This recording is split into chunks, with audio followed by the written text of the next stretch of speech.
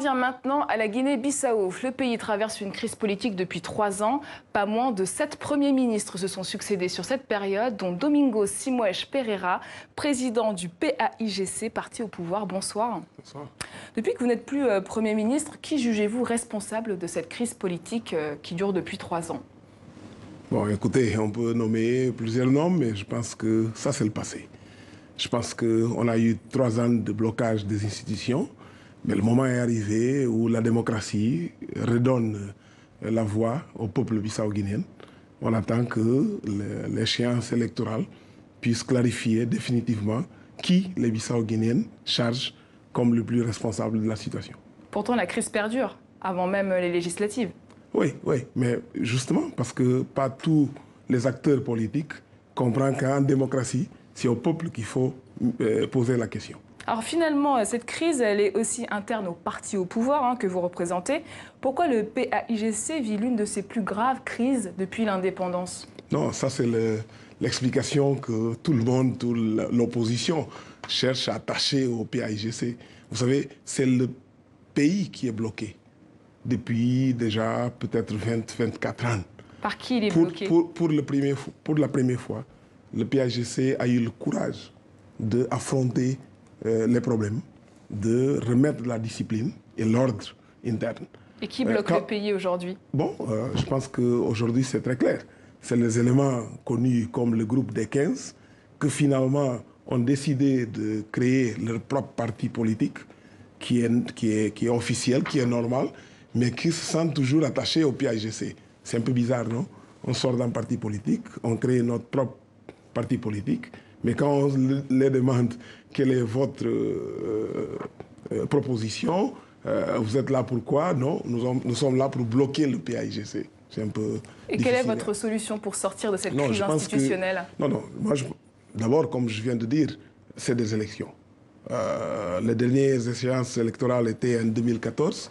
Le moment est arrivé pour que la voix soit donnée au peuple bissau-guinéen pour décider. Mais je pense qu'aujourd'hui, c'est très clair pour tout le monde quel est le parti qui apporte une vision pour le pays, qui a présenté un programme qui rassemble les Bissau-guinéens, qui est capable vraiment de bâtir un pays de paix, de stabilité vers le progrès. Je pense que c'est l'assurance que le PAIGC apporte qui rend les autres mal à l'aise. Alors la politique, c'est aussi de régler les conflits sociaux. Alors ça ne manque pas, grève des fonctionnaires, grève des transporteurs. Vous avez des idées pour sortir de ces blocages, par exemple, vous? Vous savez, je pense que l'argument le plus fort, ce n'est pas quand on fait des promesses. C'est quand on peut se rapporter à notre bilan et dire, bon, j'ai géré le pays pendant 13 mois. Quelle grève? On a pris un pays qui avait en moyenne 7 mois d'arrêt de salaire, où il n'y avait plus d'électricité, qu'il n'y avait plus d'eau, il y avait la menace d'Ebola. C'était la situation en juillet 2014, quand on a pris le pouvoir. Dans 4 mois, on a réglé les arrêts de salaire, on a mis de l'électricité, même dans des endroits qu'il n'a pas connus pendant toute la période de l'indépendance. Je parle de 28 localités dans notre pays. On a réglé la situation et avant d'arriver à la conférence de table ronde qui s'est tenue à Bruxelles, c'est au moment où tous les Bissau-guinéens célébraient, parce qu'il y a les moyens nécessaires pour lancer l'économie, qu'on met en cause la continuité du gouvernement. En tout cas, aujourd'hui, les Bissau-guinéens sont inquiets. Ils sont descendus dans la rue parce que le recensement électoral connaît des retards. Ils demandent plus de transparence. Pensez-vous quand même que toutes les conditions seront réunies pour un scrutin crédible et transparent en novembre pour les législatives? Écoutez, ça c'est une... Vous savez, il faut prendre les choses au sérieux. Quand on fait des élections en avril 2014, tout le monde était au courant que normalement, une nouvelle élection doit être convoquée pour avril 2018. Le moment arrivé, on cherche toutes sortes de prétextes pour dire que les conditions ne sont pas réunies.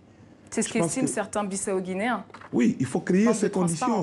Non, au lieu de protester contre le recensement, il faut identifier quels sont les éléments critiques et apporter la lumière, apporter la clarification sur cette situation. Le problème, c'est que la plupart des partis politiques ne se sentent pas prêts pour faire face au jugement que le peuple bissau-guinéen a la compétence et le droit d'y faire.